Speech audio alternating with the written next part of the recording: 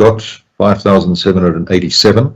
The full load losses still very high at 10,472. Partial load losses sitting at 4,675 for total unplanned outages of 15,147. This is a bit better than it was during yesterday. So we've recovered about 900 odd megawatts, but still not nearly where we need to be in order for us to lift load shedding.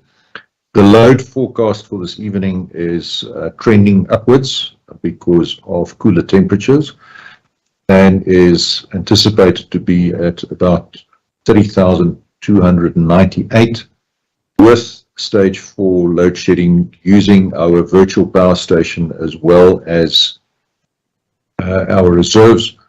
We are able to meet a demand of some 26,756.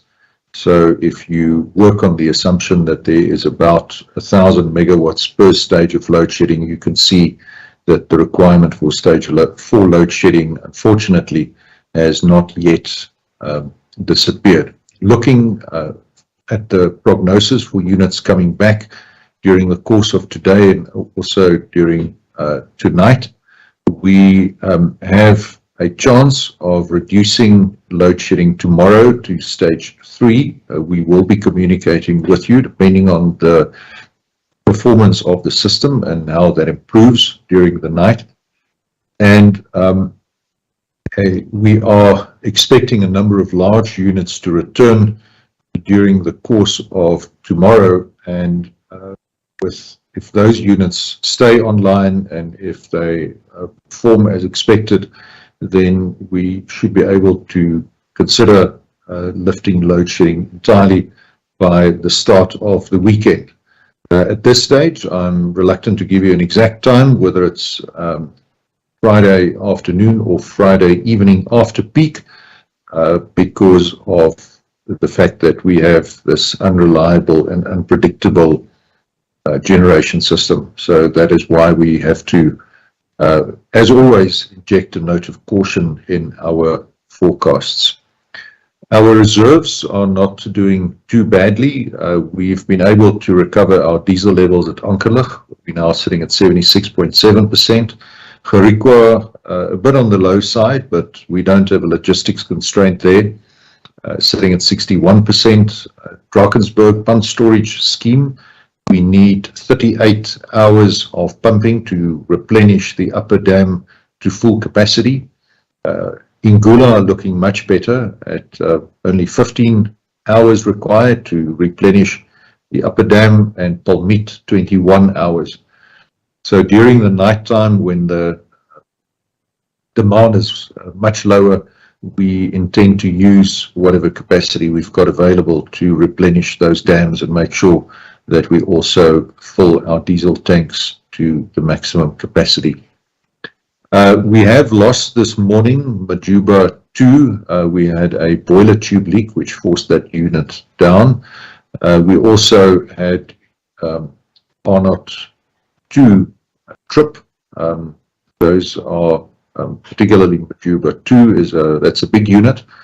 But during the course of the early hours of this morning, we were able to return Letabo 3 and 4 to service. Again, those are big, reliable units, so we look forward to a sustained performance from those. A small unit coming back, Camden 4, and then also Matla 5 was returned to service. So the units are coming back.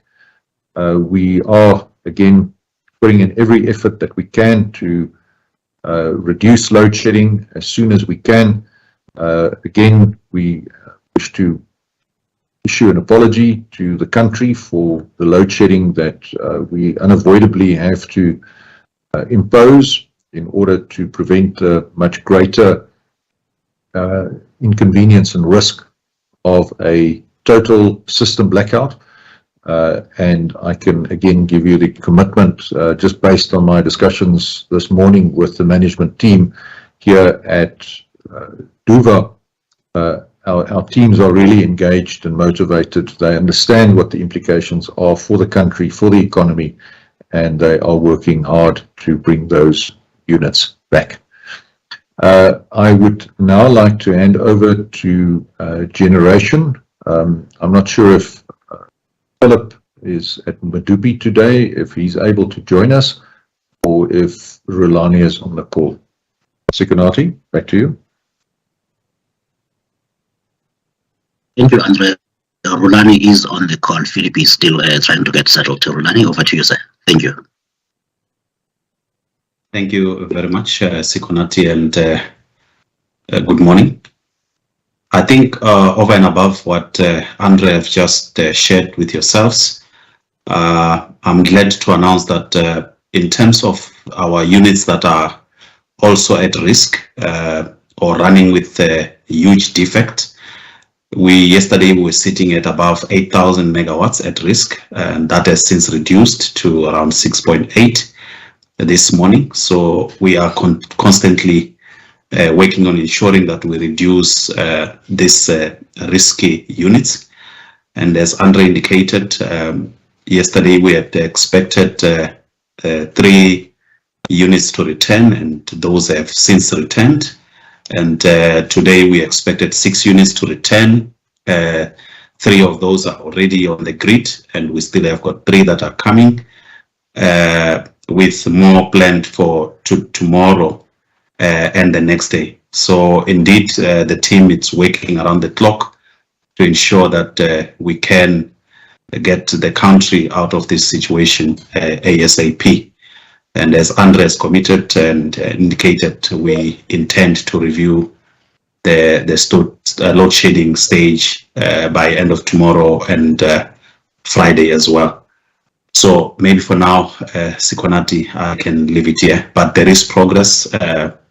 There is machines that are returning, and unfortunately, as Andre indicated, we had a Majuba unit that we lost this morning, but we intend to make sure that it is returned by the end of the week, so that when we start the new week next week, we have that machine back on load. Thank you.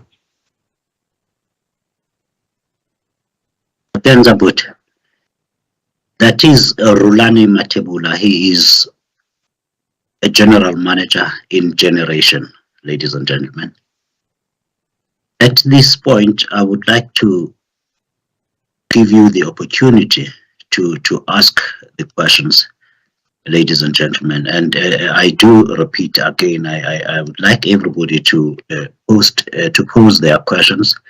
We hold this media briefing precisely because there is not time to meet everybody's request. Yes, indeed, you work on different slots and different formats of your shows, and indeed you have different requirements. Unfortunately, the team has to attend to the problem, and we do this to give everyone an opportunity to pose their inquiries and indeed get the response. So I have one question so far from Mariam Issa of EE Business Intelligence. The latest weekly Eskom Generation System Status Report shows a likely risk scenario of daily outages of more than 16,200 megawatt, which is illustrated in red, over most of the coming year. Can you be absolutely certain under the circumstances that there is no risk of a national blackout? How long would the country be out of power in this case, and how would Eskom deal with it? Do you think the government should declare the power constraints which the country is now facing a national crisis? Andre, you did deal quite extensively with a blackout scenario yesterday, but for Mariam's benefit and those who did not get the opportunity, please will you answer those? Thanks, Sikonati. Mariam, we have never experienced a system blackout in South Africa, so we have to look further afield to see what could happen. We have the experience, or the example of a blackout that struck New York, I think it was in 1978, and it took them just under a week to bring the electricity back again, because we use alternating currency and we have this heartbeat of the system of 50 hertz that needs to be maintained constantly, once the total electricity supply is lost, restoring the supply is a gradual task that requires what we call black start capability. Our pumped storage facility plays a very important role in that, particularly at Drakensberg. We also have black start capabilities at our Kendal power station as well as at Tutuka power station. These facilities are regularly inspected and maintained as part of our compliance to the National Grid Code. So we do have the capability to restart the grid in the highly unlikely event, and I must stress this highly unlikely event, that a total blackout were to occur. We also rely on our major industrial customers to support us during that time, and those customers are very much involved in the planning process, but we are quite a long way away from a total system blackout or a collapse. And that is why, and I've had this discussion before, the terminology is quite important when we talk about a blackout versus load shedding. It may sound like semantics, but it does actually matter to be precise in the terminology that we use when we discuss these things. We therefore have this tool at our disposal of load shedding. We have significant buffer capacity still in the load shedding system before we approximate even close to a total system blackout. We are currently sitting at stage 4. The blackout system provides for the load shedding schedule provides for a further reduction in load as low as stage 8. Of course, we don't want to go there, but we still do have headroom in the system to allow us to avoid a total blackout. So I would caution against speculation in this regard. I would caution against fear-mongering and stoking of speculation and fear in this regard. We do have plans in place. We have the capability of recovering, and we do not anticipate this as a credible risk at this point in time. Of course, we need more capacity on the grid as urgently as we can to give us that additional safety margin that we need in order to cater for the unpredictability and unreliability of our generation system. That is why we are in full support of the DMRE's efforts to expedite bid window 5 and bid window 6. We believe that these projects are 100% aligned to the need to bring capacity onto the grid as soon as possible, and we are doing everything that we can from an Eskom perspective to assist in accelerating those projects and making sure that they come online. We're also taking other steps, in particular the making available of additional grid access to investors who wish to make use of the less than 100 megawatt dispensation for embedded or owned generation. We are aware that our grid access unit needs to do more to expedite applications. We are streamlining those processes, and I'm quite comfortable that our Group Executive Distribution, Monde Bala, is personally seized with this matter and is giving this his attention. We do expect quite a significant number of additional applications, and we therefore need to brace ourselves and prepare our system that we can be as customer focused as possible, also with our grid access unit. So, Sikonati, it's a long answer, but it's a complicated scenario that Miriam and I think Faisal from the Citizen has also asked, but we now need to make sure that we can in fact head off this worst case scenario, which at this point in time is not a realistic one that we anticipate. Thank you.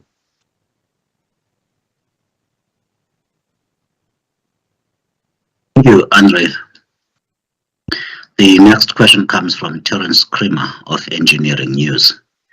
The DMRE says it is unaware of Eskom's standard offer to buy electricity from private generators and is also unaware of a request for a Section 34 determination related to the standard offer.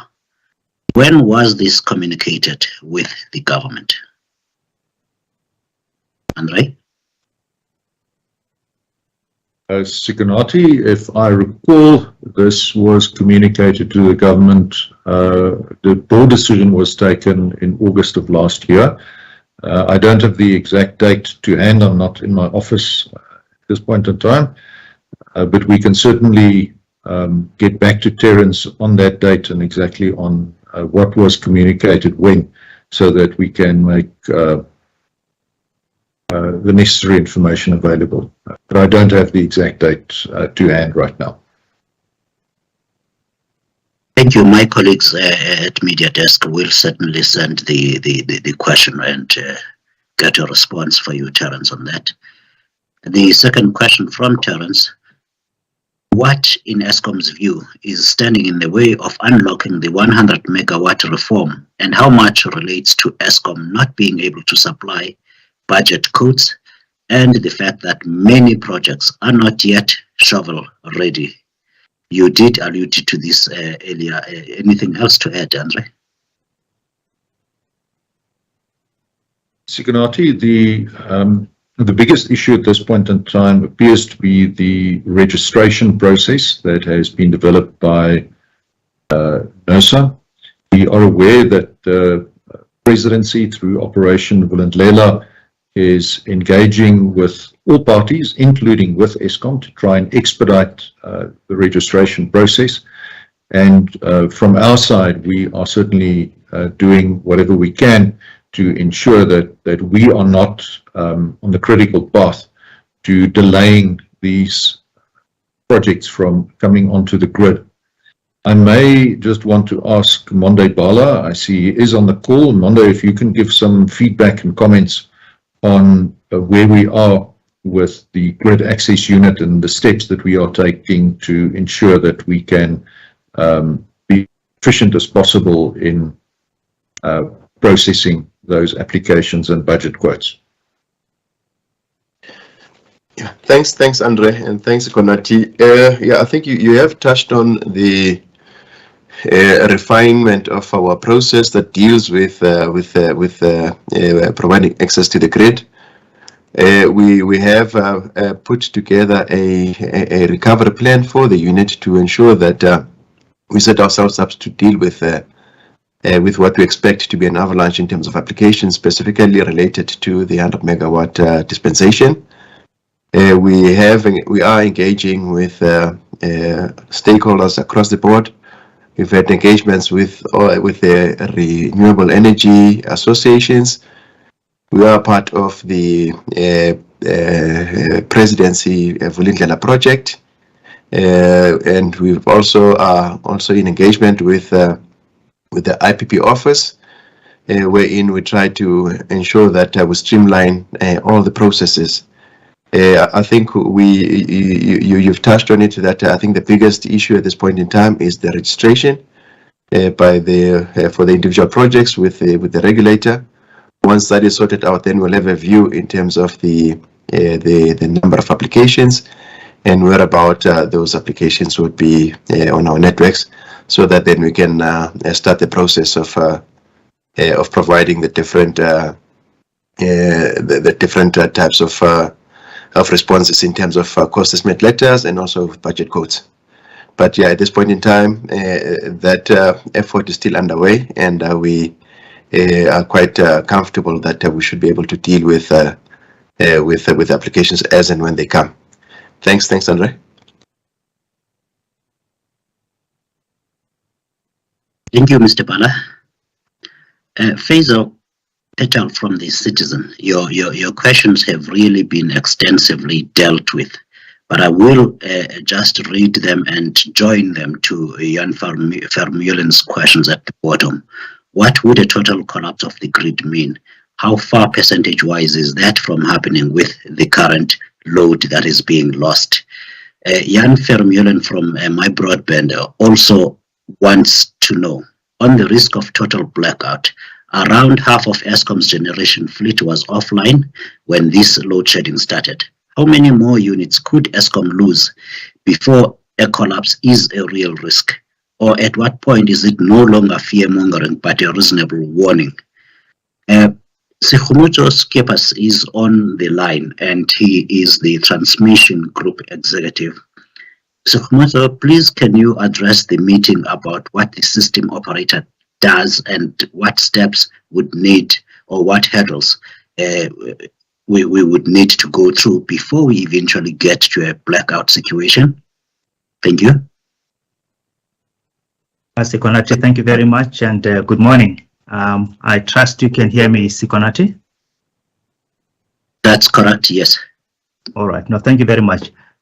Just to indicate, as we've said, the likelihood of a blackout in terms of a total system going dark is very low. The way the overall power system is designed is that there are a range of protection measures, devices that are designed into the system prior to getting to a likely scenario of load shedding. And as Andre indicated, should you get there, there are systems in place to actually recover the system and restore it.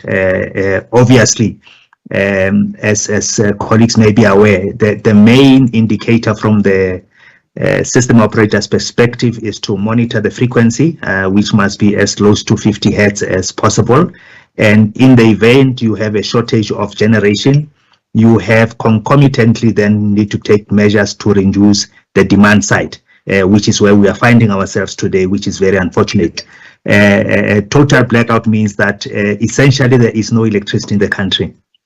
And it's clearly a nightmare scenario that we really have to do everything possible to avoid that possibility of that realizing. As we speak with stage 4, we are reasonably comfortable that the system is in balance. The recovery plans have been spoken about in terms of the units that are coming back online, and therefore we are not particularly concerned about this risk, but it's something that is always top of mind for the system operator to make sure that every second they are doing what is necessary to maintain balance in the system, and that work basically occurs 24/7. There is reference to how many more units Eskom could lose. I really don't think, I don't have the specifics on that, but the main issue is if we lose units, we will concomitantly need to reduce demand to maintain the balance. And therefore, we will, and that is something that we will communicate as and when it happens, but we don't foresee that, that risk as we speak. Thank you very much. Thank you, Sekgomotso. Let's repeat his name, Sekgomotso Skepas. He is the group executive for transmission. What Sekgomotso did not add is that within the Eskom system, there are power stations that are designed specifically to then, and cannot be named for security reasons. They are designed to actually reboot the country because we don't have neighbors that can supply electricity in order to restart the car, so to speak. And there would have to be quite a few other steps before you get to a blackout scenario. And that would, of course, have to be past stage 8 of load shedding if we were to get that far. Ryan Brothwell of Business Tech says, we noted that one of the car power ships was docked in Cape Town this morning. Is Eskom aware of any additional plans to use these ships to help with supply? Thank you. Andre Sakamoto, who is going to take that, please? I'm not aware of the vessel docking. Just judging by the photograph, it looks like an LNG vessel. LNG, of course, would be a vessel that transports liquefied natural gas. It does not appear as though it is a power generating vessel. So I'm not aware of it being owned by the Turkish company in question, and I can't speculate on the reason for that vessel docking in Cape Town. We are not involved in that process at all. Thanks, Sekonati. Thanks, Andre. Mariam Issa of EE Business Intelligence is back. Thank you very much for the answer to my question. I would like to follow up. Given that the system status report shows a high risk of 16,200 megawatts not being available over most of the remainder of the year, does this not mean that we face a high risk of load shedding over the entire period? You are talking about a whole year, Mariam. Andre, are we facing a higher risk of load shedding over the whole year? One of the main reasons for the elevated risk of load shedding, as we have been communicating, is the fact that we have Kuburg Unit 2 on a refueling outage right now. That unit is scheduled to come back by the 26th of June. That will add about 900 megawatts of highly reliable capacity to the grid, and that will significantly relieve pressure on the grid. Furthermore, we will be ramping down our planned maintenance as we enter the higher demand during the winter period. So that will also add more capacity to the grid. Thirdly, if we look at the history of the performance of our power stations, it is quite clear that we have generally a better performance from our power stations during the colder, drier winter season. So those three factors militate against an elevated risk of load shedding. However, having regard to what we've said, there is still a residual risk, which we are trying our best to eliminate by improving our maintenance. But as I've been saying for the past 2 years, more than 2 years now, is we need between 4,000 and 6,000 megawatts of new capacity on the grid to comprehensively address the risk of load shedding, given the state of our generation fleet. We communicate what the probabilities are for various scenarios of load shedding. Again, we need to stress that these are scenarios. The very fact that we talk about unplanned outages means that we do not anticipate them, we do not plan for them. They occur when there are unplanned plant trips or failures, and these then result in the loss of generation capacity, which, as is the case at the moment, will necessitate the implementation of load shedding. The various scenarios are quite comprehensively analyzed and presented, and it's a bit like, as I've said before, the weather forecast where you talk about a 60% chance of rain. If there's a 60% chance of rain, you can't say with certainty that it will rain, but neither can you say with absolute certainty that it will remain dry. So this is unfortunately the consequence of dealing with uncertainty and unpredictability.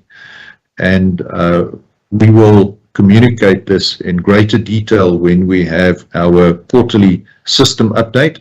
Sikanati, if you can just remind everybody on the call when that briefing will take place. We are preparing the presentations for that, and we will then also be in a position to have all of the relevant executives in the room to answer your questions in this regard at length. Sikonati, when is that date, please? The date, Andre, is the 11th of May 2022. The media will receive their invitations to the event at least 2 days before the event, and it will be held like we do at this very point and live here from the Franklin Auditorium. That's the 11th of May 2022. William Horn of Network 24 wants to know, is the system operator a single person or a team? William, Sekumuzo Skepas leads the transmission company, which is the system operator. It's one of the companies that will be unbundled off or split off Eskom, and it's definitely not just a single person. There are hundreds, if not 1,000 people that are the system operator. Sekumuzo is the head of that division. I'm going back to Mariam Issa, taking into account of the fact that a national blackout is an extremely unlikely scenario. Can you nonetheless let us know whether other countries using Eskom's electricity would face a similar blackout in that situation? Sekumuzo, please tell Mariam Issa that the countries that buy electricity from Eskom also have their own electricity companies. Thank you. Yeah, thank you very much, Sikonati. As Sikonati has indicated, various countries have got their own plans to deal with the likelihood of a blackout. And in fact, some of the neighbors have had blackouts. I know there had been one previously in Zambia, as well as Botswana, and we probably did not see the effect because in relative terms, the South African power system is much larger. But if we were to lose electricity supply in South Africa, given that we are interconnected and all the general 50 hertz, so if we were to lose capacity in the country, there's a high likelihood that we would drag those countries with us, depending on how the protection devices are set up and our relative contribution of supply to those countries. By way of example, Eskom in South Africa supplies most of the power to, say, Lesotho. And so if we were to lose supply in South Africa, we would take Lesotho with us. It doesn't necessarily follow for all the countries, but it would pose a very high risk for those countries as well. Thanks, Sikonati.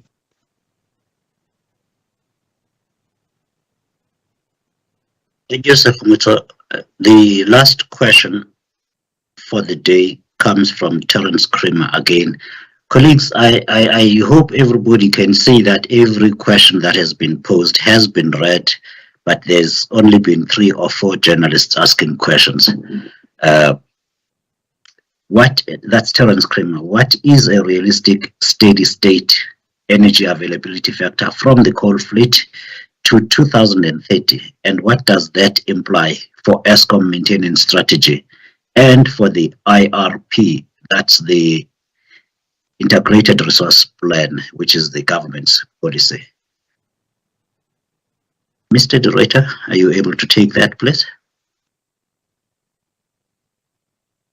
Yes, thanks, Terence. I think the target that we are aiming for is 70%. The assumption contained in the IRP is sitting at about 75%, so there is a gap. We are of the view that we really struggle to get back to 75% on a sustained basis. And this is not because we don't want to, it is because we have an aging fleet that has had a very hard life and that requires a very extensive and expensive maintenance programs to keep them operating. And we are therefore of the view that rapidly transitioning to a cleaner and greener generation footprint by allowing substantial new investment to take place in new wind, solar, as well as some natural gas, that will play a meaningful role in reducing the risk to the electricity supply system in South Africa going forward. Of course, as I've said before, Eskom does not make policy, Eskom implements policy, so we are not in a position to direct this policy.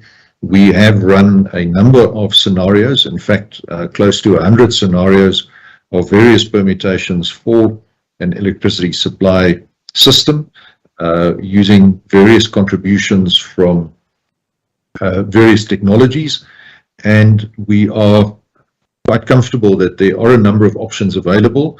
We have communicated these to the policy department as well as to other stakeholders in order to assist in the discussion and the debate to shape decision making at an appropriate level.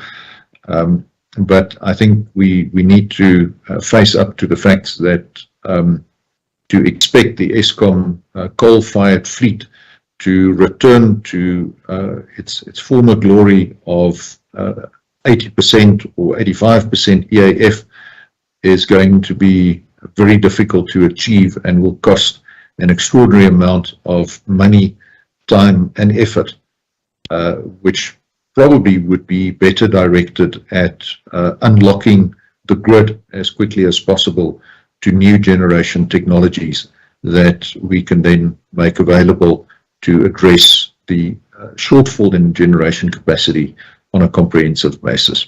Thanks, Sekonati.